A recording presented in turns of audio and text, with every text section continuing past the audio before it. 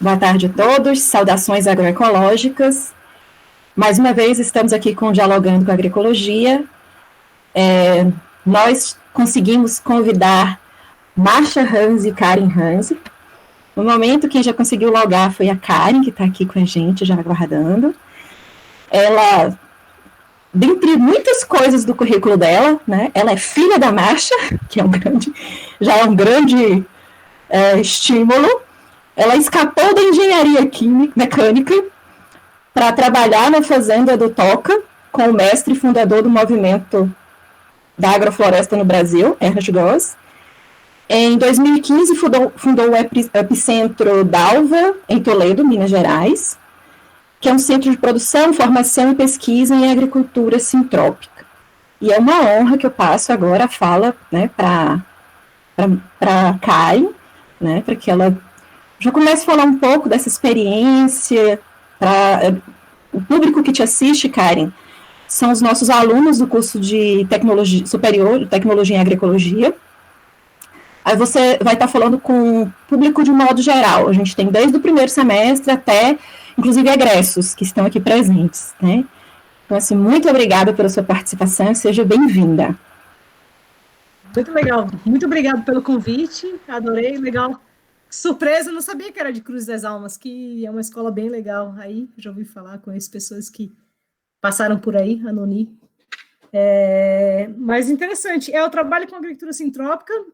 Quem não conhece, eu estou um pouco resfriada, não é o corona, não se preocupe, é uma gripe normal. Quem não conhece a agricultura sintrópica é parecido é um passo além da agrofloresta. A agrofloresta quer dizer você consociar espécies arbóreas com ciclos curtos, né? Por exemplo, eu botar um eucalipto com um capim é agrofloresta. Agora, a agricultura sintrópica leva para um passo além, que quer dizer, a gente não vai pensar tanto se tem consórcio, se usa veneno, a gente vai pensar mais em como que a gente aumenta a energia do sistema, como que a gente regenera. Então, o foco não é tanto se usa veneno ou não usa, é mais você está regenerando, né? Ou está aumentando a energia do sistema. Sintropia quer dizer um aumento de microvida, macrovida, de recursos financeiros, né? O agricultor está ficando mais enriquecido, tanto de biodiversidade quanto tudo o resto, né? Então, o movimento da agricultura sintrópica vem seguindo esse curso de desenvolver técnicas e sistemáticas para gerar renda para o agricultor e agricultora e regenerar a terra ao mesmo tempo. Então, esse trabalho que eu fiz, como a Flávia falou,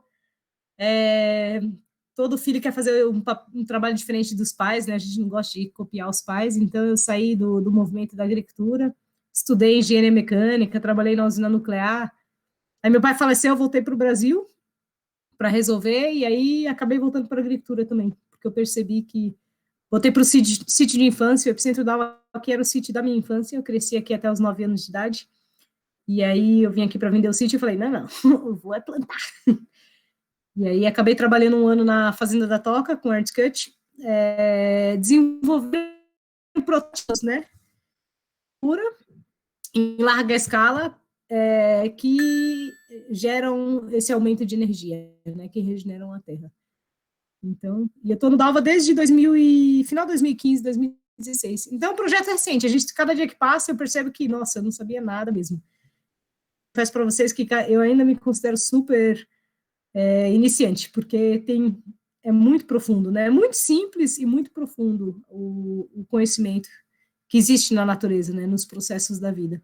A agricultura sintrópica é isso, ela trabalha com processos da natureza, né? Você entender o que é estratificação, o que é sucessão, como você maximiza a fotossíntese, né? Sua função como ser humano é maximizar a fotossíntese, com a poda, com plantio biodiverso, entendendo o tempo e espaço de cada planta. E agora a gente está nessa pegada de incluir os animais no sistema para que eles possam fazer essas, por exemplo, uma vaca roçar uma braquiária por volta de um eucalipto, a saliva da vaca tem hormônio de crescimento, né? E a volta do eucalipto faz o eucalipto crescer. Então, isso é um processo na natureza. Se a gente entende como isso funciona, a gente consegue trabalhar com as vacas para acelerar a regeneração de florestas, né? E isso pode ser com galinhas também, tem uma outra função no sistema, né? Então, esse é o nosso trabalho, ainda estamos aprendendo, estamos bem no começo, né, tem 4 anos, e é isso aí. O que você quer que eu fale, Flávia? Quer que eu fale mais de biografia? Pode... Não, pode dar esse início, sim, com a sua biografia, que já é um grande estímulo, mas, assim, como você tem atuado nessa prática, porque você também alia tudo isso na questão do animal, né? Como é que você está fazendo isso? Quais são os ganhos que você está percebendo em termos de qualidade de vida, em termos de ganhos financeiros? Sim, legal. O desafio de agroflorestas ou de agricultura sintrópica, no caso, é você pegar um pasto degradado, né? E você vai transformar aquilo, digamos, num sistema de fruticultura ou madeira, né? Então, a gente roça o pasto, desenlera, se o pasto está autossuficiente. Se ele está fraco, a gente faz o troca-pasto, espera 1 ano para o pasto ficar forte, trocar tipo de uma braquiária pequena para uma braquiária grande, a braquiária brisanta, né?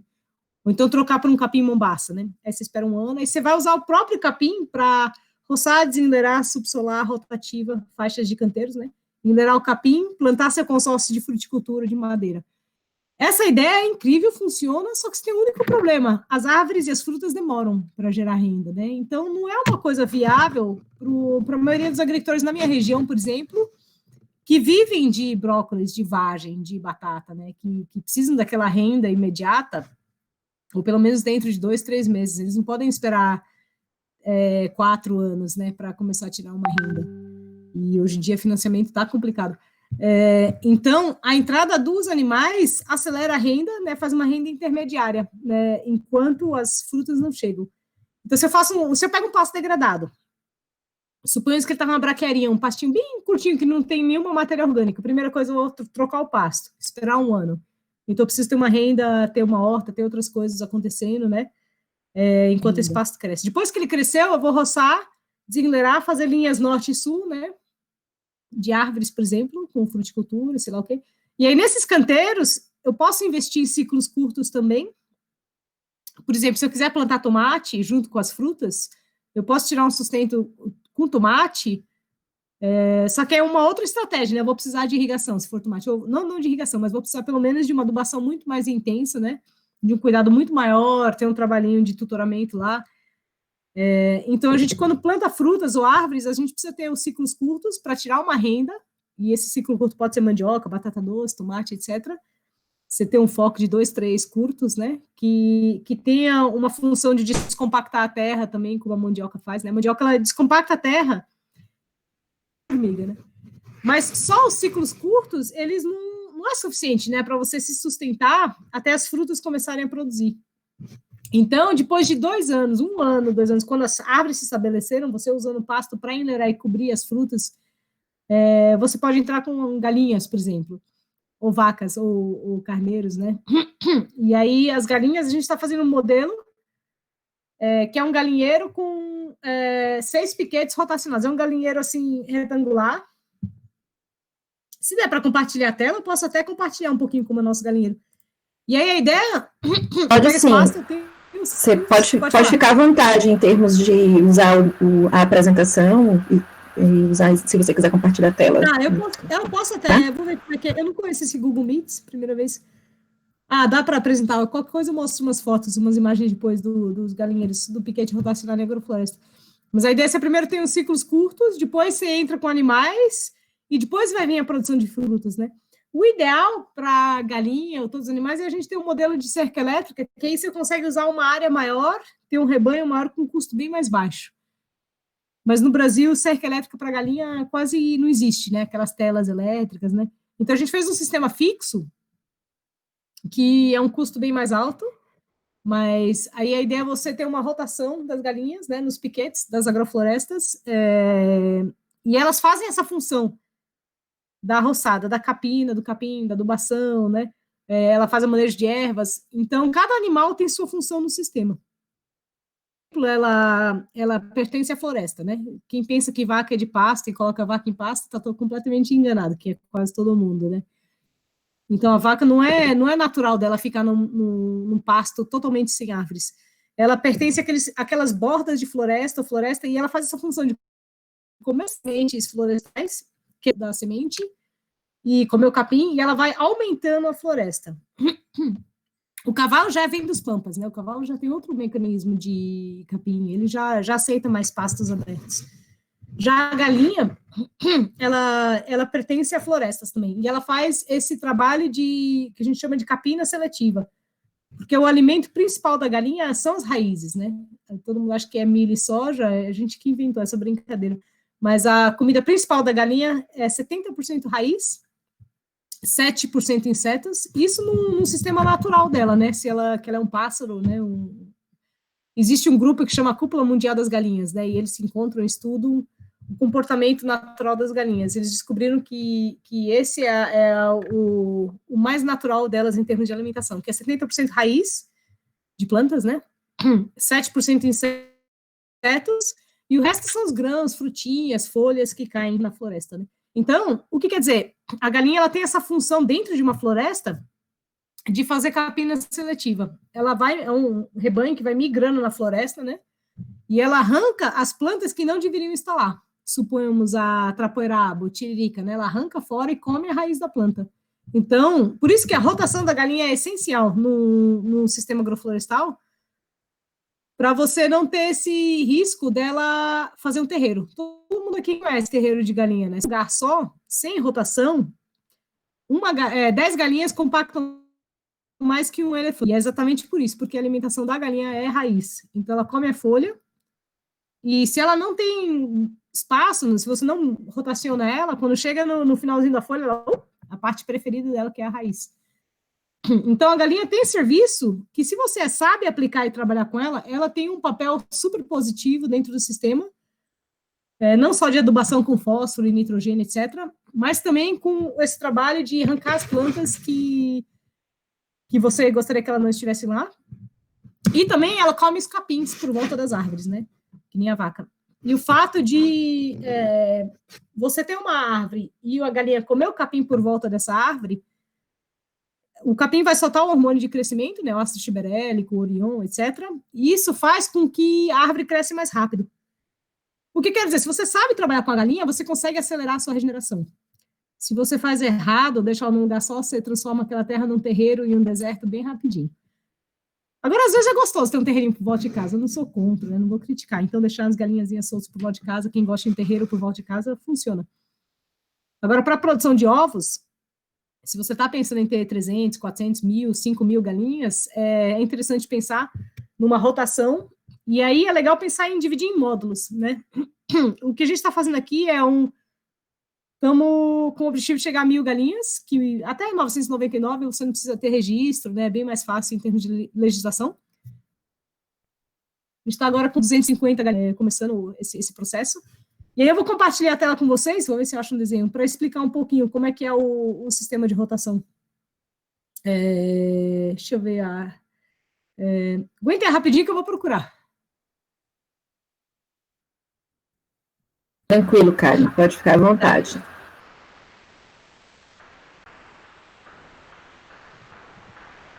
Temos público aí do manejo agroecológico do animal? Pode ter sido pergunta aí, se não é bobagem, todo mundo deixa. Olha, gente, nós temos poucas pessoas online aqui pelo Meet, então se quiserem perguntar, eu acho que não precisa ser por meu intermédio não, vocês podem intervir. Só ligar o microfone e perguntar, acho que fica tranquilo.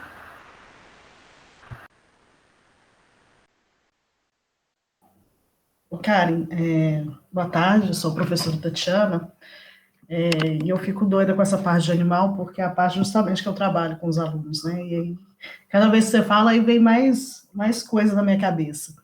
Enquanto você procura aí, eu vou te perguntando, em relação aos animais, né, que você já tentou, que você está tentando fazer o consórcio lá com a Agrofloresta, né, com a proposta que você tem no Epicentro, você já tentou trabalhar com suínos? Mas ainda não. A gente estou planejando 2, 3 porquinhos, mas só para consumo, só para a gente mesmo. Mas eu tenho contato de uma pessoa que faz um trabalho muito legal, que é o Jason, que é um amigo meu. Ele está com o sistema rotacionado com porcos. E aí ele usa cerca elétrica e usa os porcos para roçar o pasto, né? E o porco tem essa função. O pessoal na Austrália usa muito para fazer o trabalho de arar, né? Eles roçam, depois vem arando com os porcos, né? A terra, para de batata doce, etc. Mas no Brasil tem pouquíssimas pessoas que no Brasil, a agrofloresta está bem avançada no Brasil, comparado com a Austrália e com os Estados Unidos, mas a inclusão de animais dentro de agroflorestas é quase inexistente, né? Isso é muito, muito recente. Então, somos os primeiros a realmente falar, vamos colocar os animais dentro da agricultura sem troca, gente, como é que a gente faz? Aprender com o pessoal do manejo holístico, né, do pessoal da Austrália, do Alan Savory, lá, da África também. E porcos ainda menos, né? A única pessoa que eu sei que está começando é ele, e tem também o Matheus. E eles são para passar o conhecimento. Se vocês quiserem organizar uma palestra com foco em porcos, eu recomendaria eles. São pessoas relativamente, não são avançadas, né? Claro que eles estão nisso há 2, 3 anos, trabalhando com porcos em agrofloresta, né? Mas vão saber mais que eu.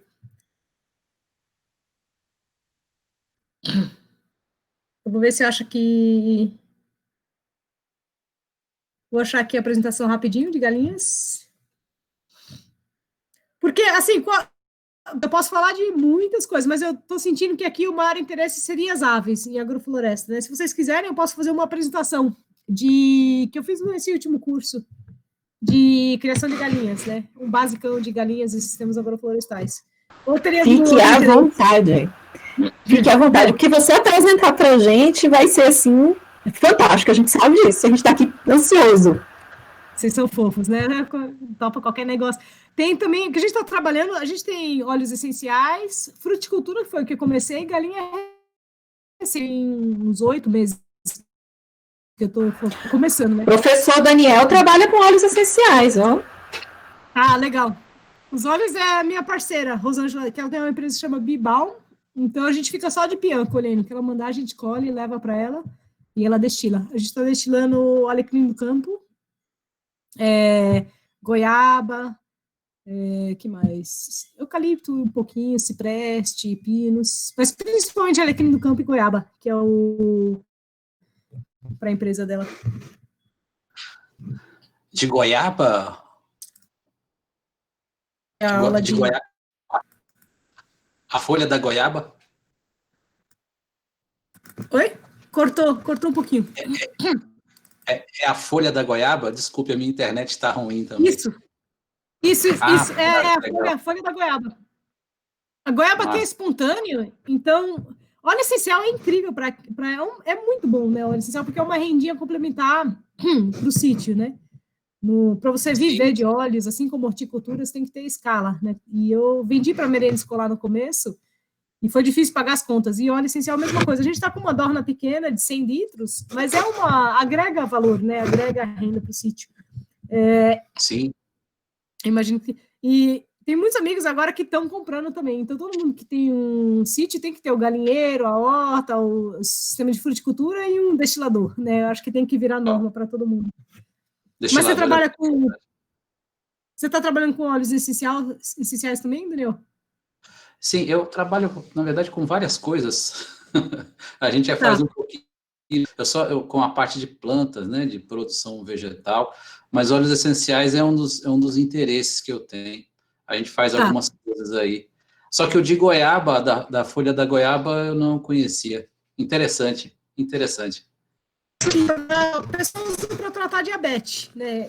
Se for em cuidado, né? Claro, mas é tratamento para equilibrar o nível de sangue e para a pele, né? Interessante. Muito bom. Obrigado. Nada. Mas não é o meu forte, assim. Talvez o Daniel possa ensinar vocês melhor. O Arro, minha parceira. Mas vou mostrar para vocês a apresentação das galinhas do último curso, para vocês terem uma noção de como funciona, né, o sistema de criação de aves. Vou compartilhar aqui a tela para vocês.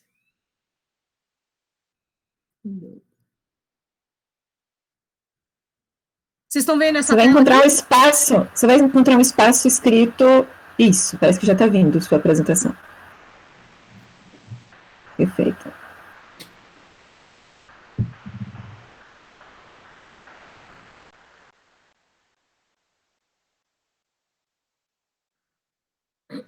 Estão vendo? Tá todo mundo vendo? Estamos sim. Estamos vendo. Tá. Então, vou começar. Essa aqui é uma apresentação que eu fiz para o último curso, bem basicão. Foi a parte introdutória que aí depois o Romeu fez mais uma aula, né? A gente vai ter um curso de galinhas, focado em galinhas online. Se vocês tiverem interesse em participar, me avisa. Acho que daqui umas 3 semanas, 1 mês, a gente começará o curso, né? Daqui a pouco vamos lançar as inscrições. E será com o Romeu que vai dar diria 60%, 70% do curso, uns 20% será a Mil, que é uma doutora em galinhas, literalmente ela fez um doutorado em galinhas, né? Aí ela vai falar da parte de saúde, de sanidade, de não sei o quê. O Romeu vai falar todo o restante da parte desde o nascimento da galinha até como é que você faz a certificação orgânica, né? E a gente passa mais os basicões com foco na agrofloresta, né? O Romeu não está em sistema agroflorestal, eles têm um único piquete, e aí quem tem um único piquete acaba tendo um pomar com um terreiro embaixo, né? Então é o caso da Yamagishi, mas como o foco deles não é tanto regenerar os piquetes, né, a terra, mas sim criar um alto bem-estar para as galinhas. E eles fazem isso, eles têm galinhas extremamente resilientes a doenças e felizes. Então, o porquê da criação de aves, vou falar isso nessa apresentação: criação de pintinhas, as raças, alimentação, dimensionamento do galinheiro, piquetes, um pouquinho da legislação, e não precisa falar agora, né? Mas a gente inicialmente, eu comecei a pesquisar sobre galinhas, complexo até para criar, porque ela é exigente em energia, né? Ela não é tão simples de criar quanto um porquinho da Índia, por exemplo, né? Porque o porquinho da Índia realmente só vive de capim e frutas, né? Se dá capim e frutas para pastos e frutas e raízes, de vez em quando, para um porquinho da Índia, ele tá bem. Agora, uma galinha, não. Ela é muito... Mas ela pertence à floresta, ela faz a capina seletiva, então ela se alimenta de raízes, de insetos, né? Então, é um bicho muito mais complexo para criar. Mas o que acontece? A gente está tão acostumado a comer ovo, e ovo é tão prático, né? Fazer aquele rosco-ovo lá, frito, sei lá. Então, todo mundo come ovo. Então, é uma demanda de mercado enorme. E o nosso o ovo é relativamente fácil de vender, né? Todo mundo que tem ovo tem uma facilidade de vender, muito mais do que hortaliças, gente, né? Até os vizinhos, assim, aqui mais humildes, eles estão dispostos a pagar bem. Então, ovo é um bom negócio e exige menos energia com essa parte de vendas. E ele tem uma durabilidade maior, fica mais fácil de transportar, né, comparado com hortaliças, né. Eu falei um pouquinho já da função da galinha na floresta, né. Falar um pouquinho da criação de pintinhas. Um grande gargalo para quem está produzindo ovos é você receber a franga, já perto de postura. O que acontece? A maioria vem de gaiola bicada, sistema imunológico muito fraco, né, enfraquecido, traumatizada enfim, às vezes pode ser interessante, se você quer fazer uma escala um pouco maior, de você começar do zero com um dia de idade, né? Então a gente pegou 250 pintinhas com um dia da raça Loman e fizemos um quarto bem isolado, né? Fizemos um quarto, não colocamos ela num quartinho de hóspede, porque estava muito frio no galinheiro. Aqui no Dalva estava chegando a 5 graus, 4 graus, aqui é bem friozinho, as montanhas da Mantiqueira, né? E foi justo no inverno. A gente fez uma mãe substituta, que eu vou explicar o que é. E aí, quando elas entram embaixo da mãe substituta, elas conseguem se manter quentinho. Então, a gente faz uma estrutura que finge ser uma galinha gigante. Aí os pintinhos entram embaixo dessa galinha e eles conseguem se aquecer com o próprio calor. Assim, você consegue apagar as luzes à noite e o pessoal dormir com a luz apagada, né? Então, a gente alimenta elas desde o dia 1, do zero, com o objetivo de criar galinhas rústicas. Então, esse é o pinteiro. Começamos com um sistema de forro, mas, na verdade, é bem melhor ter um Eucatex. Forramos o chão com serragem, papelão e um pano, né? E aqui, depois vem o Eucatex. Porque aqui faz muito frio. Em lugares menos frios, você só com a serragem resolve, né? E aqui é a mãe substituta, que é um pallet com um papelão em cima. E aí você coloca uma luzinha aqui, LED, não é nem para aquecer, mas é só para a noite, nos primeiros 3 dias, que é o mais crítico, que elas estão mais desorientadas, né? Você desliga toda a luz do quarto e acende a luz aqui de dentro, debaixo da mesinha. Elas entram embaixo dessa mesinha, e aí o próprio calor do pallet faz com que... o próprio calor das pintinhas faz com que elas cheguem à temperatura necessária. Os primeiros dias, elas precisam de muito calor, né? Elas precisam de 35, 36, 37 graus, né? No primeiro dia, segundo dia, 36,5. Vai diminuindo meio grau por dia. Então, se cai muito a temperatura, você arrisca ter uma galinha que não vai ter um desenvolvimento do sistema reprodutório dela, e ela não vai produzir ovos, ou então ocorrer fatalidade, né? Se chega a 15 graus, elas começam a morrer. Então, o aquecimento é essencial para os primeiros dias, né? Eu vou passar bem rápido, porque eu aposto que muita gente aqui não está com o intuito de criar pintinho, criar galinha ainda, mas é só para vocês entenderem um pouquinho como é o processo. Essa é a mãe, você vê que tem o termômetro aqui que está embaixo da mãe, colocou os aquecedorzinhos do lado de fora. Foi a primeira vez que a gente fez. Antes eu pegava de um criador, mas o criador mandou uma remessa cheia de piolho, muito, eu desanimei, decidi pegar do zero. É um ambiente úmido e quente para elas, né? Aqui, 35, 36, primeiros dias. Então, você umedece o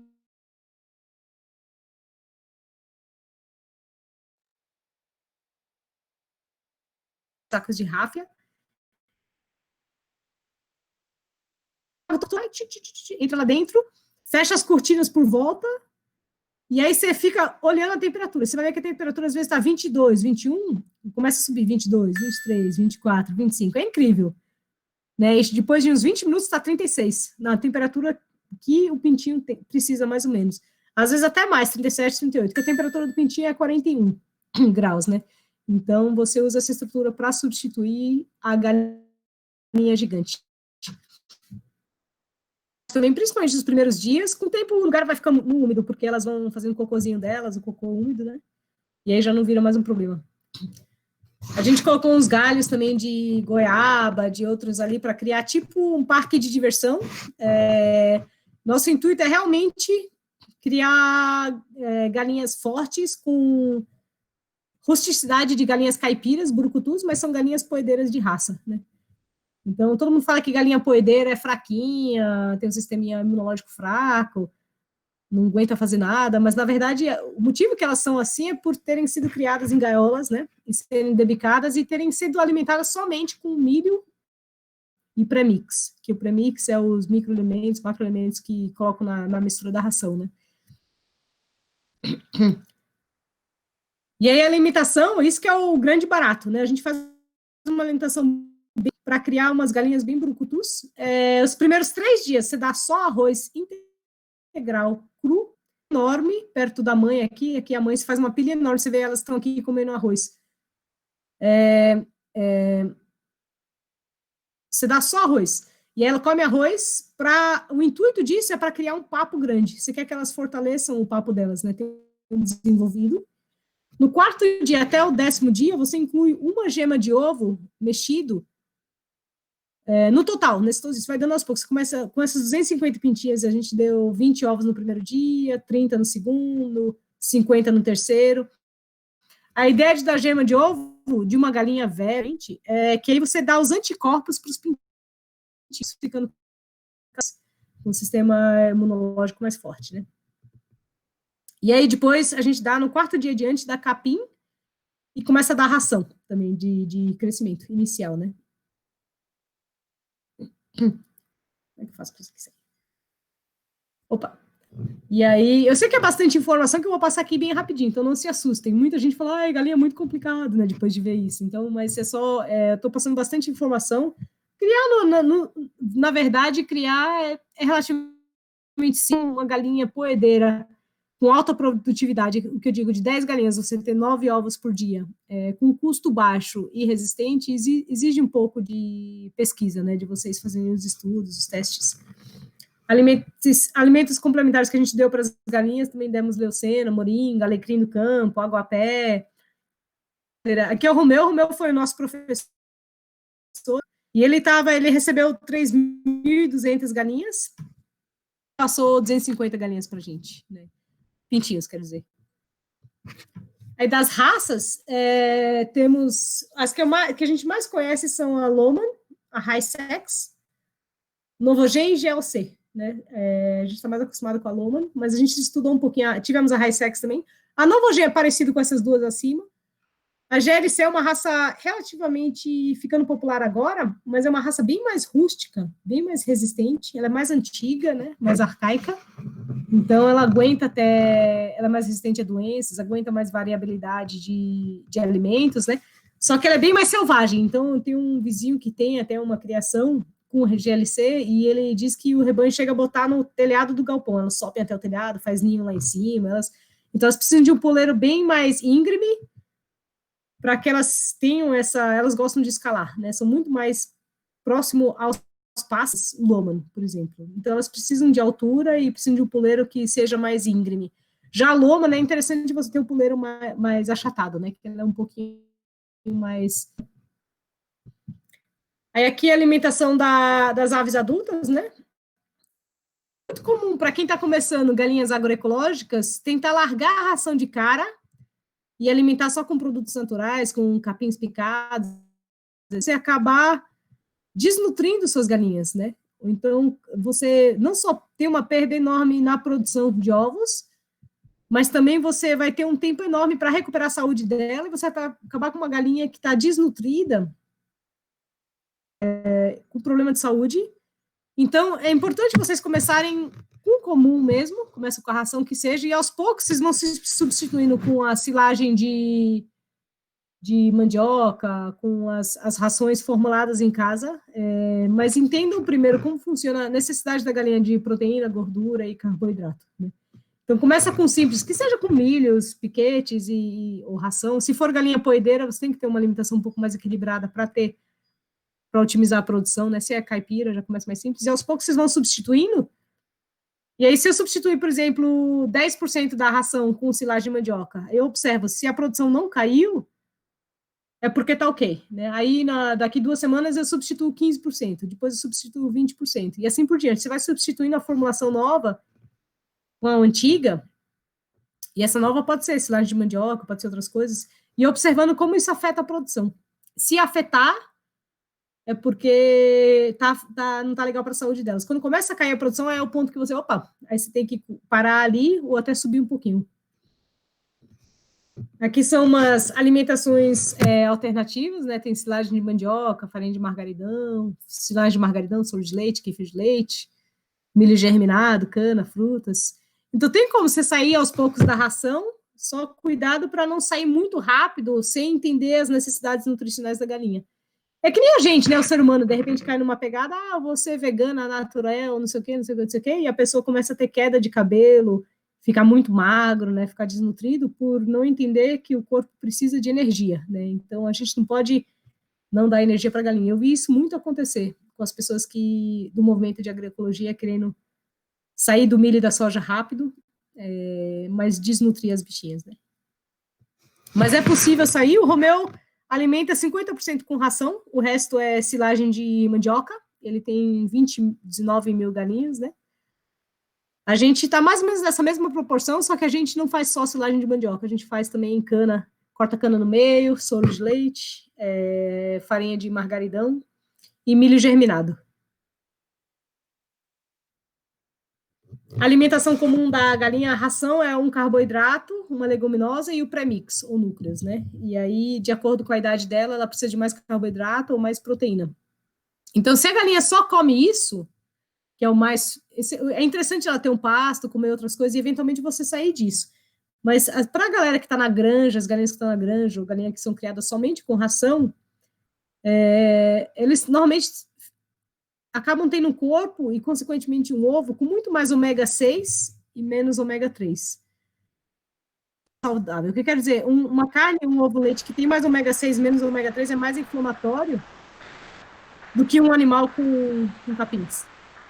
Tá muita informação? Karen. Não, tô tranquilo. Karen, tem uma pergunta aqui para você. A Nelci Delgrosso, estou te perguntando o seguinte: como é que faz a silagem de mandioca? A silagem de mandioca? Então, a silagem de mandioca você 70% do talo e 30% da raiz. Então, você tritura o talo, né, com as folhas. O que o Romeu faz? Ele colhe só os talos de um plantio de mandioca e pega raízes de outro e deixa aqueles talos, segunda colheita dos talos para a segunda silagem, ele colhe tudo, né? Colhe os talos e todas as raízes, e aí uma parte da raiz ele vende para São Paulo e o resto ele usa para a silagem. Então, 70%, 70 por 80 talo, com as folhas, e o restante raiz. Você tritura tudo, deixa secar só um pouquinho, depois você compacta, né? Você bota num silo, ou você tem que ver que esteja 30% de umidade, se aperta assim, compacta num saco de silo, ou então cada um tem um sistema, né? O Romeu usa um trator com cimentado, que ele passa em cima e coloca uma lona por cima. A gente fez em tambor, mas os sacos de silo são os melhores mesmo. E deixa fermentar 30 dias. Depois de uns 30 dias, você começa a dar para a galinha, né? E aí ela adora. Você mistura na ração e ela come super bem. Ela não gosta tanto da farinha de margaridão. A gente dá para elas, mas elas não é o preferido. Então, tem certas comidas alternativas que elas não gostam tanto, mas aí você mistura na ração. Deu para entender um pouquinho? Sim, tranquilo. Pode ficar à vontade. Tá. Pode parar aí, porque eu vou falando. Aí, se o pessoal ficar tonto, que é muita coisa às vezes, né? Nós temos alguma pergunta aqui, gente, do Google Meet? Tem alguém que quer perguntar? É só ligar o microfone e fazer a pergunta. Deixa eu botar, então, aqui. Cadê o... Vocês estão vendo essa tela? Ah, não, tô vendo. Your screen, a window. Aqui. Compartilhar. Estão vendo aí? Então, uma rotina típica, a gente começa cedinho dando capim picado, com verduras, troncos. Depois verifica se a ração sobrou, solta nos piquetes. No final são misturado com a silagem, com milho germinado, etc. Então, a gente dá comida só no final do dia. E de manhã a gente verifica que a comida dura até umas 10 da manhã, mais ou menos. Esse é o galinheiro antigo, de 25 galinhas, né? E esse é o novo. Eu tenho que fazer umas fotos novas, né? A gente acabou de subir as bichinhas hoje. Os pintinhos, né? Subimos para o galinheiro novo. Tem 1 quarto, 2 quartos, quarto 3, quarto 4, e aqui é a sala de ovos. Aqui vai ser o quarto de ovos para registro, etc. E aqui tem os piquetes do primeiro quarto. Então, cada quarto vai ter um kit de piquetes rotacionados. O Romeu recomenda até dividir as galinhas em módulos de 70 aves, né, por quarto, porque esse é o natural, é um rebanho natural de aves, né, de galinhas. Quando passa de 100, elas começam a se estressar. A gente acabou fazendo de 180 para 250 por questões de praticidade, né, de geometria. Mas o ideal é até você ter menos aves por módulo, né? Muita gente bota 1.000 galinhas, 2.000, 3.000 num quarto, né? E não é o ideal que elas... O que acontece? As galinhas, elas têm que se encontrar todos os dias. Toda galinha vai lá, toca bico no bico. Oi, tudo bom? Como é você? Então, se passa de 100 galinhas, elas não conseguem dar bom dia para todo mundo. E aí, se você não consegue... Esse dar bom dia que eu digo, na verdade, elas tocam o bico, se olham, dão uma bicada, uma da bicada define entre elas quem é chefe, quem manda, quem não manda, ou diz quem é amiga, quem não é amiga, e depois vai para a próxima galinha.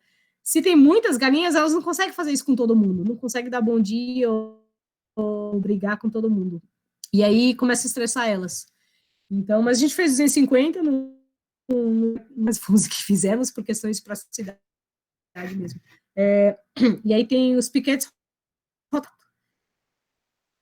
Aqui é dentro, né, tem os puleiros, os ninhos, e aí o cálculo que você usa é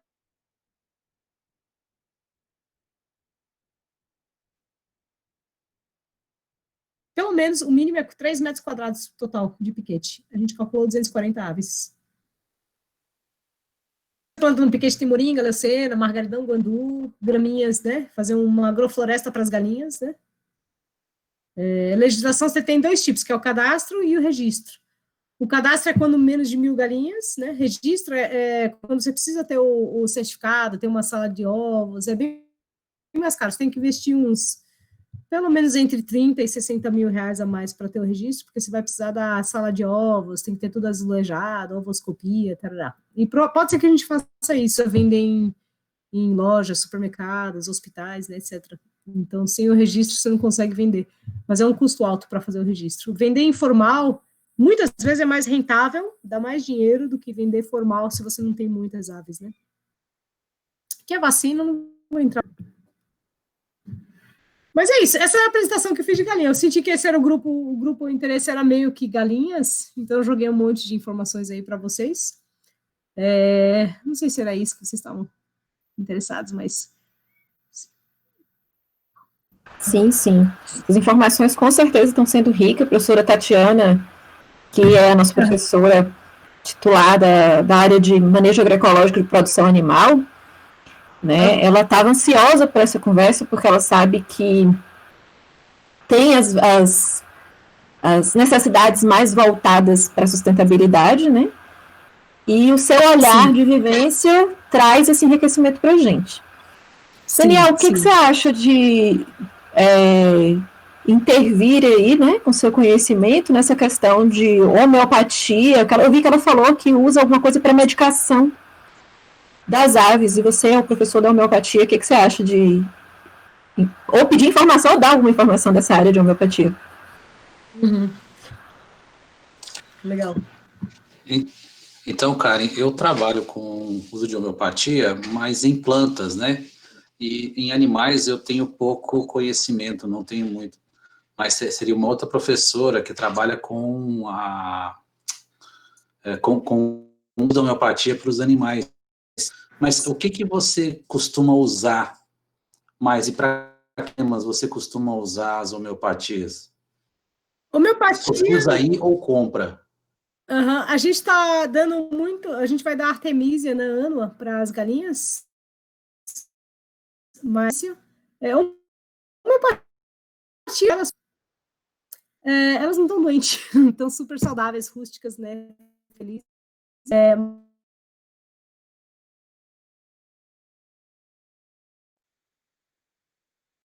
E troncos de bananas, folhas de bananas para vermífugo, né? A gente dá bastante bananeira para elas.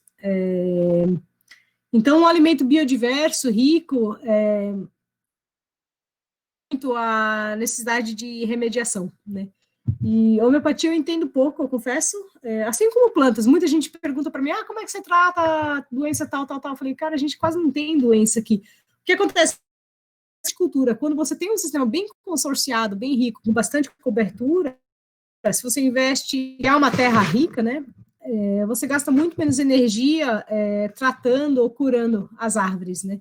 Então a gente não passa muito tempo atacando pragas, seja com cauda bordaleza, sei lá, essas bobagens, né? Ficar aplicando produtos orgânicos até, eu acho uma perda de tempo. Mas, então a gente foca mais em podar, regenerar, maximizar a fotossíntese com as frutas. Com as galinhas já começa a ficar interessante, né? Você tratar com homeopatia, mas no momento a gente não teve nenhuma necessidade, né?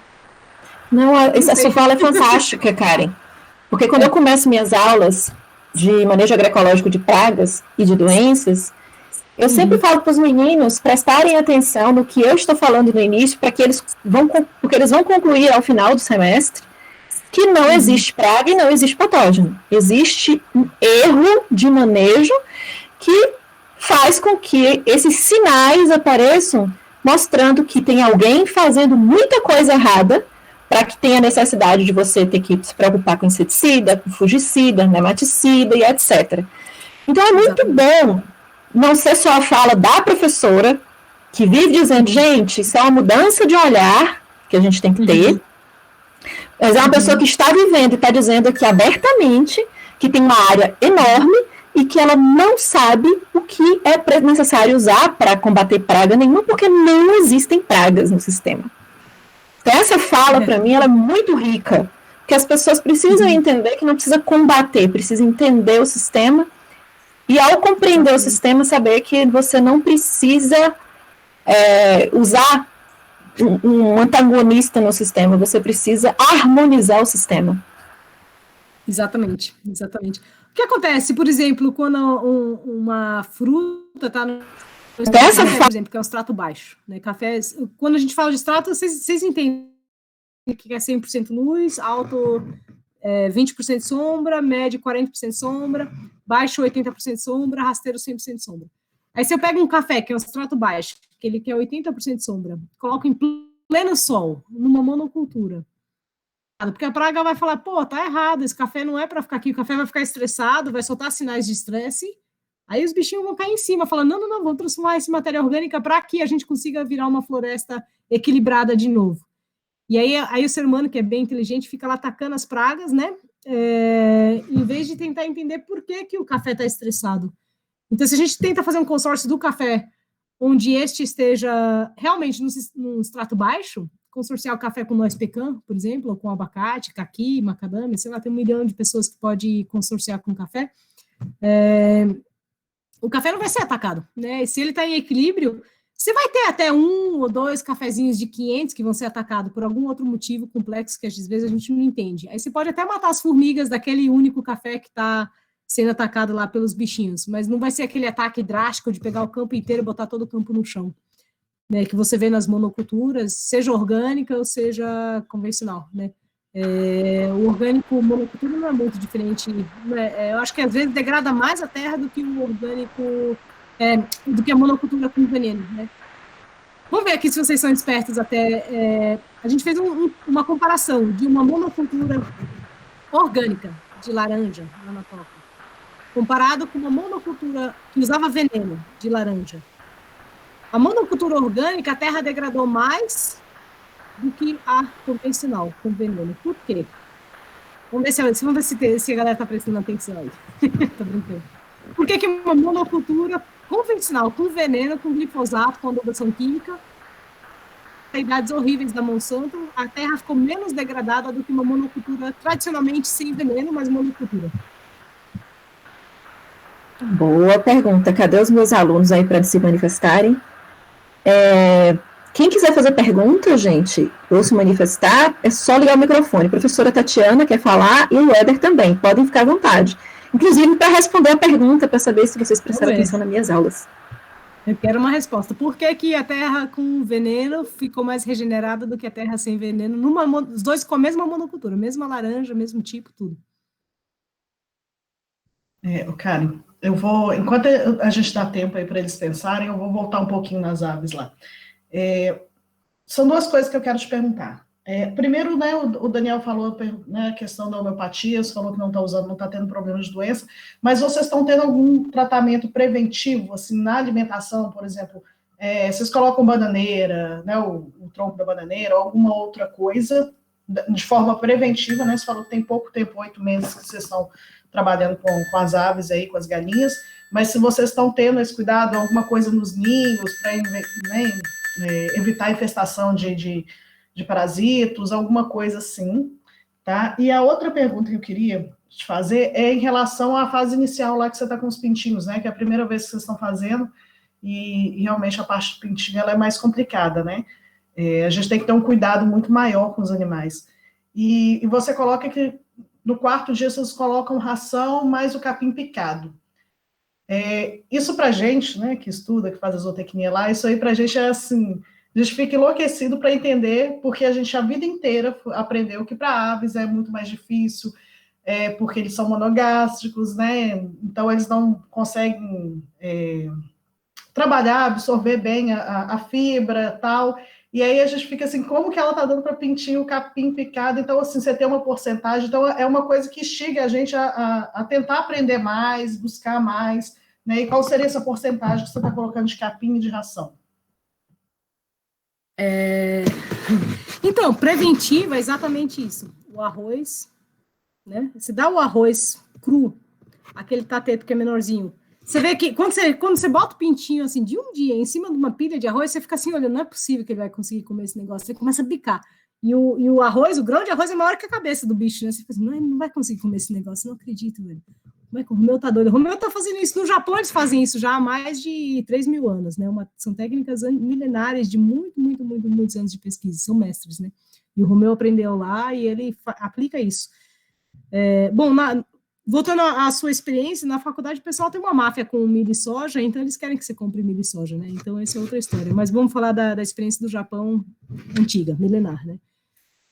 Então a gente bota o pintinho em cima do arroz, você fica olhando aquele negócio, ele vai bicando, eventualmente ele consegue começar a engolir. Aí o papo dele vai desenvolvendo, o dela, né, no caso, as meninas vão criando os papos super desenvolvidos, capazes de quebrar alimentos super fibrosos, né? E aí, quando você entra com capim picado, você quer dar o capim mais fibroso possível. Então, é exatamente o oposto do que você aprende na faculdade, né? Quanto mais... Na faculdade, eles falam, vamos dar o máximo de energia possível para o pintinho. E a estratégia do Romeu, que vem do Japão, é a seguinte, vamos criar o bichinho mais resistente possível.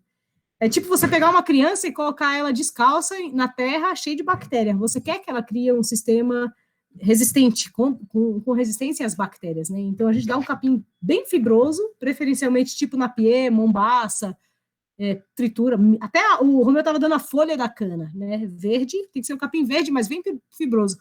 A única coisa que tem que triturar bem pequenininho para desenvolver é a capacidade de quebrar materiais fibrosos. E aí, o que acontece? Com o tempo, essas aves, elas vão ter uma capacidade de transformar um alimento em energia muito mais alta do que uma ave que foi criada em gaiola só com ração, ou no chão só com ração. Então, a galinha que foi criada só com ração, com bico cortado, ela não consegue nem selecionar a ração, né? Ela não tem nenhuma capacidade de conversão alimentar com com alimento fibroso. Ela diminui muito a capacidade dela de tirar nutrientes, né, de um alimento. Já uma galinha criada com esse esquema, ela tem muito mais resistência, né? Tem um vizinho que até esqueceu de colocar o premix na ração e não caiu a postura, né? Ele falou, não é possível, como é que não caiu a postura, né? Essa foi uma raça de LC. Mas, enfim, depois ele botou o premix, ele, nossa, que susto. Mas a ideia é você criar galinhas que têm capacidade de quebrar alimentos fibrosos e você investe em criar bichinhos fortes para depois, quando ela já está no crescimento, aí você investe em alimentar ela, né? Claro que você dá ração no quarto dia adiante para ela ter energia suficiente, mas o foco é... E a gema do ovo também, ela oferece os anticorpos, né? Então, gema do ovo quase cru, você refoga ela bem, bem pouquinho na banha de porco. É trabalhoso, mas, cara, a gente teve 2 fatalidades de 250. Nas gaiolas, o pessoal tem em média 17%, é uma barbaridade, é muito pintinho morto, e é muito sofrimento. Eles debicam porque os bichinhos começam a se comer de estresse, né? Começam a se bicar. E eles falam que não, é melhor para elas ficarem debicadas, melhor o cacete, né? Elas precisam do biquinho delas, né? E sem bico elas não conseguem comer a cana. A cana a gente corta no meio, assim, finca no chão, e ela consegue comer aquela cana toda, deixa só a casquinha, né? E sem o bico ela não consegue comer direito, né? Quando ela é debicada, ela não consegue comer os alimentos na agrofloresta. Então, para a gente é legal ela não ser debicada, né? Para ela aproveitar melhor o alimento. Mas esse trabalho de criar sistemas resistentes, consequentemente, você tem um risco muito mais baixo de doença. O Romeu, das 3.200 pintinhas, eu acho que ele teve 4 fatalidades, pra você ter uma noção, com esse sistema. Então, a gente teve mais 2 fatalidades que foi eu que sem querer pisei em cima. Isso é o mais difícil, não pisar em cima dos bichinhos, que são tão piquititicos, né? E qual era a outra pergunta? Em relação à prevenção até de parasitos, né? Por exemplo, dos ninhos, algumas plantas, sim. alguma coisa assim.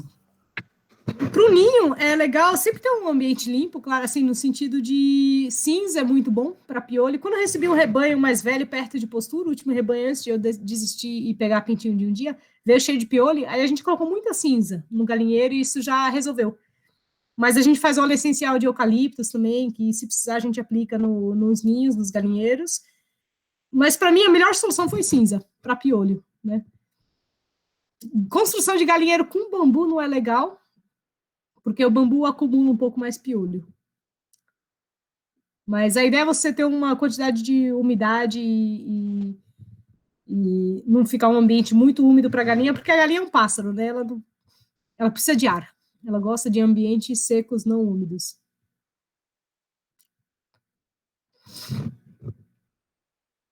Tem uma pergunta aqui do Fabiano, que poderia ter ligado o microfone, mas acho que ele está tímido.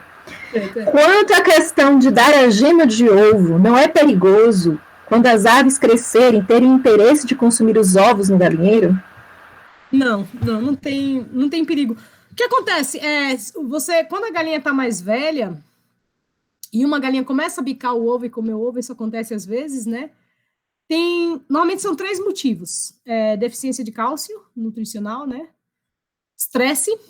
Quando tem muitas galinhas em pouco espaço, elas ficam estressadas, aí isso é um sinal de estresse.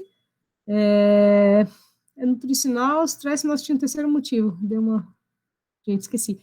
Mas aí é o seguinte, você tem que identificar logo, tentar diminuir, tentar entender por que elas estão estressadas, ou então oferecer calcário e calcítico, ou então farinha de ostra, né, num coxo separado para elas terem cálcio. E não deixar isso continuar, porque aí as outras podem aprender de hábito, né, a comer os ovos. Mas a galinha, se eu encontro um ovo no piquete, a gente só solta elas no piquete à tarde para elas botarem dentro do galinheiro, né, nos ninhos. Mas se às vezes tem uma ou outra que bota lá no piquete à tarde, né? E se eu encontro um ovo, eu piso no ovo, aí tão logo quando eu piso no ovo, elas vêm comer o ovo, né? Então, o problema não é a galinha comer o ovo, mas sim se tem uma galinha comendo ovo dentro do ninho. Isso é um problema, porque aí se você deixa isso rolar muito tempo e vai piorando, as outras começam a fazer a mesma coisa, começam a copiar. Mas o pintinho comeu o ovo, assim, se você, assim, isso são só 10 dias, né, até o 10º dia você já para com isso. É um trabalheiro essa parte, que você tem que, no final a gente acabou dando 240 ovos, né, total, nesses dias, né, você calculou uma gema por dia.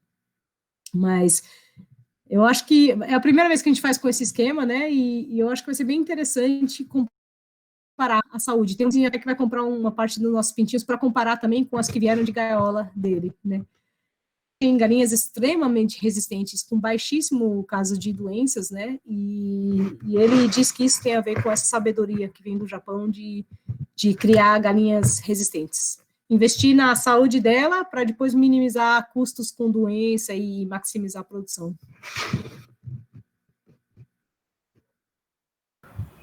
Oi, Karen. Fala. Paulo. Veja o seguinte, eu crio carneiros, né? Teria algum inconveniente as galinhas partilharem os piquetes com os carneiros? Ou teria uma ordem, ela ir primeiro, o carneiro vir depois, ou vice-versa, ou podem partilhar o piquete ao mesmo tempo? Olha, eu sou a favor de colocar tudo junto, no mesmo Tudo piquete. junto, né? Agora, a Mila, que é a moça da sanidade, ela vai gritar com você. Ela, de jeito nenhum, nunca junta os dois. Então, eu acho que depende da escala. Se sua escala é bem grande, claro que quanto mais animais, mais risco de doença. O maior risco de união é galinha com ganso, que ganso tem muita doença, pato também. Então, mas carneiro e porcos, no geral, tem gente que faz isso. Porcos tem bastante gente que junta as galinhas com porcos. Certo. E aí, o que acontece? De vez em quando os porcos matam uma ou outra galinha, mas eles sempre pegam a galinha doente ou velha, eles fazem uma seleção e dividem uma galinha entre todos os porcos, então eles já fazem o manejo das galinhas para você. Mas eu acho que pode ser interessante. A única coisa é que a galinha, no seu caso, ela vai ocupar muito menos espaço, né? E ela precisa de uma cerca bem mais telada, eu não sei como é que é a sua cerca, então o custo de cerca para você... Cerca telada, né? É por isso então tá chique. Né? Aí no Tá piquete feito. botar a galinha, né? Fazer o caminho que ela chegar até os piquetes, né? Uhum. Ela ir até o piquete e voltar para o galinheiro, né? Sim, sim. Talvez você precise, não sei se vai precisar de subdivisões, mas você calcula 3 metros por galinha, pelo menos, mínimo. Não, é isso. A subdivisão está sendo em função do carneiro. A galinha vai ter um piquete amplo, no caso. Tá. Aí eu acho que é inconveniente nenhum, não, né? Não, eu não vejo, eu acho massa. Se não é um rebanho muito grande, se você vai colocar 5.000 galinhas, aí você fica mais preocupado com doença, mas se é 100 galinhas, 200, eu acho que vale a pena o risco investir porque você já tem estrutura, que o maior custo é a estrutura, é a tela, é a cerca, né, a mão de obra de lá, já vê o galinheiro, já vê os carneiros, já aproveita e vê as galinhas. Agora, a casa delas, você vai ter que fazer uma casa e deixá-las dentro e soltar só depois das 11, depois de meio-dia, para elas colocarem os ovos, né? Se for galinha de postura, principalmente. Certo. Então, você calcula, dentro do galinheiro, você calcula 5 galinhas por metro, pelo menos. Tem gente que bota 6, 7, mas eu diria 5. O Romeu bota 3,6 galinhas por metro. Então, você vai precisar de um galinheiro com bebedouro, com água, ninho, puleiro, etc., e aí alguém que vai lá entre 11h30, meio-dia até as 2 da tarde, abre o galinheiro e final do dia bota elas para dentro. Para você, se seu foco é ovo, se você vai querer ter uma renda com isso. Mas eu acho legal agregar a renda do carneiro com a produção de ovos. Diminui mão de obra. Porque o trabalho para uma pessoa de cuidar de 50 ou 200 galinhas é quase o mesmo, quando está no sistema, né? E cuidar dos carneiros juntos, isso só vai agregar um pouquinho mais. Uhum. E galinha da Angola, você tem alguma experiência? Eu tive duas, elas são bem mais selvagens, é legal, mas elas são mais próximas à genética antiga delas, né? Elas têm uma genética mais arcaica, então elas são mais, elas voam mais por cima do piquete. Então a galinha da Angola pode ser que elas se escapem mais só. Esse problema da contenção delas, né? E se você pega elas têm um esquema de soltar as penas fenomenal. Tentar pegar ela, vinha um maço de pena na minha mão, nossa senhora, já era. Então, assim, minha única experiência com Angola foi isso, de ter muito mais dificuldade de conter elas nas cercas, no cercado. Okay. Mas, Obrigado. talvez não seja o seu Olha, na linha da pergunta de Paulo, né? A Isabel Santos perguntou aqui, posso colocar as galinhas junto com os porcos? Sim, pode. Se os porcos estão muito desnutridos, mal alimentados, eles vão começar a comer a galinha. Então, tem um risco do porco comer galinha. Mas tem uma pessoa no Mato Grosso, esqueci o nome dele, que ele está com, não sei se 800 porcos e uma criação de galinhas juntos. E o que ele faz, ele percebe que os porcos manejam as galinhas, né? Então, é um consórcio que dá certo. E é feito muito nos Estados Unidos, na Austrália, tudo isso. Vai ter uma outra galinha que vai sumir, mas vai ser a galinha mais velha e a galinha doente. Eles fazem o manejo do rebanho das galinhas. Eles convivem muito bem. Perfeito. Éder, você pode fazer a sua pergunta? É só ligar o microfone.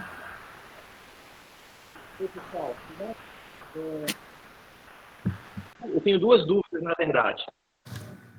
Curiosidades, na verdade. A primeira, vocês conseguem me ouvir bem? Estão ouvindo? Alô? Estamos ouvindo, pode falar, Éder. Oi. Beleza. É sobre os sistemas agroflorestais sintrópicos, né? Você tinha comentado inicialmente que o problema dos sistemas agroflorestais, quando não sintrópicos, é o retorno econômico a curto prazo, certo?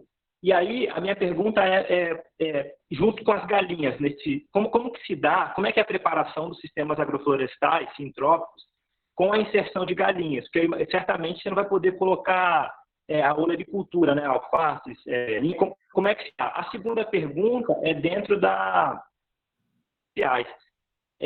aqui na minha casa, a gente perde muito limão. Então, a gente, por mais que a compostagem a gente não consegue fazer com limão, e desinfetante, já está em desinfetante aqui até para o ano que vem.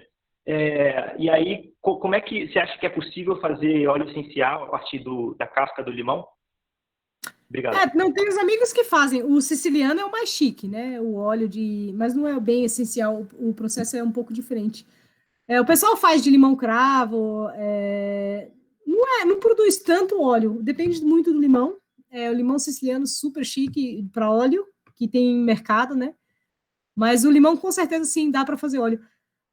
Em termos de agricultura de verduras, tem muita gente fazendo horticultura que vira fruticultura. Esse é o mais comum no Brasil, né? Não tem ninguém fazendo com animais, na verdade, mas o sistema de fazer produção de hortaliças para pagar a produção de frutas é o mais conhecido. E quem está fazendo muito é o pessoal lá em Brasília, né? O Sítio Semente, vocês viram falar o Romo.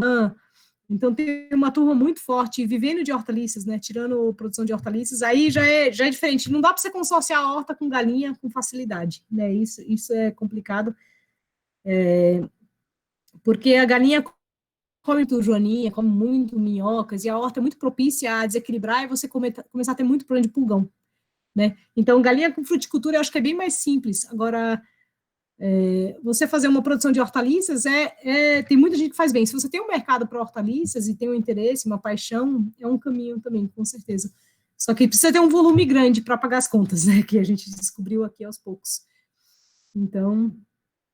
E a pergunta da laranja orgânica, o sintrópico que eu quero dizer é isso, é você ter a renda, ter regeneração de terra, ser um sistema que aumenta a energia para todo mundo, porque tipo o Embrapa pegou a palavra agrofloresta, espero que não tenha ninguém do Embrapa aqui, e falou, se eu botar uma monocultura de milho com um pé de eucalipto no meio, isso é agrofloresta. Eu falei, mas não adianta nada, você vai terminar com o deserto do mesmo jeito, né? Então aí que vem a pergunta, a gente tem que pensar numa outra filosofia, além de só agrofloresta. Claro que a agrofloresta, a maioria das pessoas pensam na regeneração, mas tem gente que está fazendo agrofloresta que degrada a terra. né?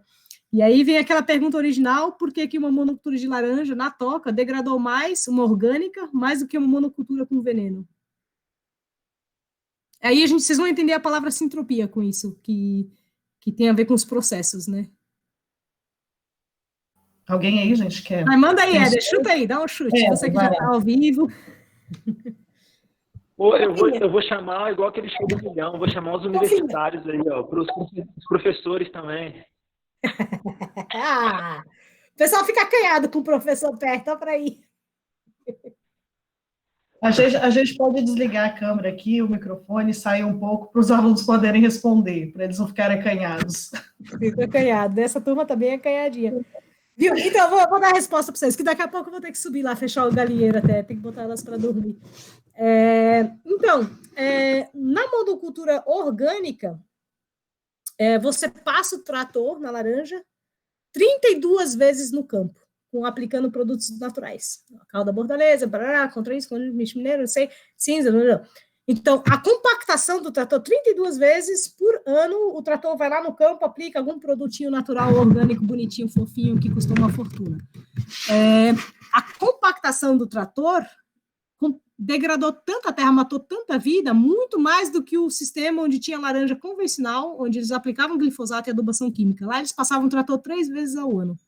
Então, 3 vezes ao ano, ou 32 vezes ao ano, o que aconteceu? A monocultura orgânica, que teve 32 passagens de um trator de 3, 4 toneladas, virou uma terra acabada, e uma laranja super ácida, horrível. Já onde passou o trator só 3, 4 vezes, a terra regenerou mais, mesmo se teve veneno. Então, aí, a gente tem que pensar mais, que não é só tirar o veneno, né? A gente tem que pensar quais processos que a gente está fazendo na terra, o que a gente está fazendo com a terra, né? Não adianta só ficar pensando botou veneno, não botou, né? Que é o movimento do orgânico, que acaba virando uma segunda máfia, né?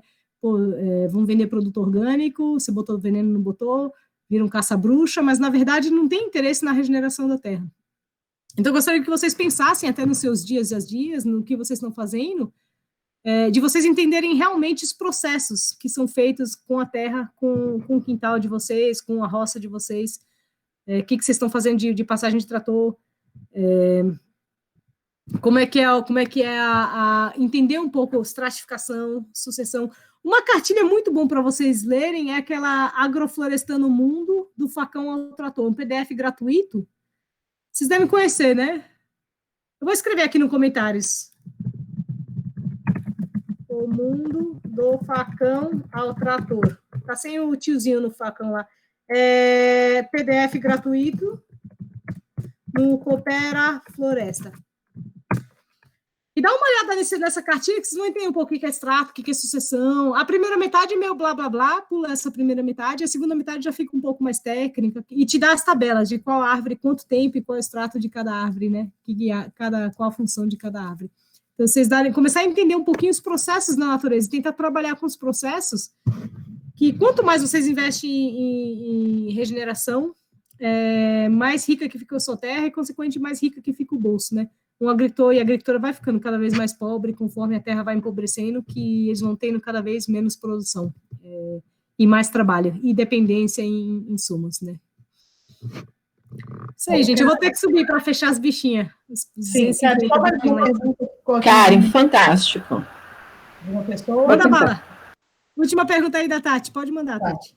Na verdade, é da... Deixa eu ver o nome dela aqui. Neuci. Ela está perguntando o que fazer quando as galinhas começam a comer os ovos e matar os pintinhos. Nossa, tem algum desequilíbrio de cálcio, dá cálcio para ela, calcário calcítico, ou se puder, farinha de ostra, que é melhor. Matar os pintinhos, eu acho que é alguma coisa, ou estresse, como é que está o ambiente dela, onde o ambiente que ela está morando. Pode ser outros minerais também, de alimentação, como a alimentação dela. Você pode até dar, às vezes, ração comum mesmo no começo, né? Mas normalmente é um desequilíbrio de cálcio, né? É difícil saber exatamente, você tem que ver, e eu confesso que eu não sou expert de galinhas. As pessoas estão perguntando muito sobre galinhas esses últimos tempos, porque tem pouca gente fazendo galinha realmente que regenera a terra, né? Não tem ninguém no mundo, na verdade. Nos Estados Unidos tem um pessoal fazendo com pastos, né? Pasture chickens. Mas eu confesso que essa pergunta você vai ter que deixar para o Romeu. Vamos ver se a gente vai oferecer umas meias bolsas. Quem tiver bem durinho aí, procura a gente, não desiste do curso. Não vamos poder oferecer para todo mundo que tem uma demanda grande, mas quem puder pagar, paga. Quem não puder, me avisa. Mas essa é uma pergunta para o Romeu, para entrar mais um pouco na parte de saúde animal. Ou a Mila, que ela vai saber. Mas o que eu mais, por minha experiência, é o ambiente, e se o ambiente está estressante, você tem muita galinha em pouco espaço, ou se está com falta de cálcio, de minerais. Obrigada. Gente, mais alguma pergunta? Porque a nossa convidada tem as galinhas para cuidar. Se alguém tiver alguma pergunta, fale agora ou cale-se para sempre. Ou vai lá em cima do galinheiro, chega, pega um helicóptero e vem aí me ajudar a fechar o cortina. Estou contratando uma pessoa local para me ajudar até que no final do dia dá um trabalhinho. Se ninguém tem nada mais a perguntar, gente, eu agradeço, Karen, imensamente o tempo que você disponibilizou para a gente. Agradeço a todos que estão aqui, né, também disponibilizando seu tempo para aprender com você. Agradeço a sua mãe, mesmo ela não tendo conseguido entrar, né, mas inicialmente os contatos, ela foi super receptiva, ela é um amor de pessoa, né. Agradeço aos professores que se fizeram presente aqui, a Thalita, a Daniel, a Tati, os nossos alunos, que esse momento, Karen, que está acontecendo, ele é praticamente impulsionado pelos nossos alunos. Porque pode parecer brincadeira, mas nós, professores, estamos assim, somos os dinossauros aqui com esse aplicativo e tal, eles estão nos ensinando, eles fazem o fly que você viu, divulgando, né, a sua palestra. Então, eu dou aqui, aproveito a oportunidade para agradecer os meninos que estão nos ajudando. Eu tenho funcionários da universidade também ajudando para poder divulgar no site da universidade. Então, assim, é toda uma logística de um tamanho que foge à logística de um professor. Então, muito obrigada a todos que estão participando. Karen, obrigada por você ter disponibilizado o seu tempo, né? E antes de finalizar, a professora Tatiana precisa dar um recadinho. Obrigada, gente. Obrigada. Bom, cara, eu quero agradecer muito, né? Eu acho que a conversa caminhou muito para as aves por minha causa, tá, Karen? Porque eu sou apaixonada, então eu acabo influenciando esses alunos. Eu quero te agradecer, tá? Por estar aqui, agradecer sua mãe também pela disponibilidade, é muito enriquecedor isso para a gente. Na verdade, eu tenho que dar um recado sobre as nossas próximas lives, nossas próximas prosas aí. Então, eu quero te deixar à vontade, eu sei como que eu também fico preocupada com meus animais, então eu quero te deixar à vontade para sair, tá? Eu vou lá então, gente, eu vou mesmo fechar. Tchau, tchau, muito bom, adorei conhecer, falar com uns pouquinhos. Obrigada. Tchau, tchau. Já está convidada, sinta-se convidada. Adoraria, sim.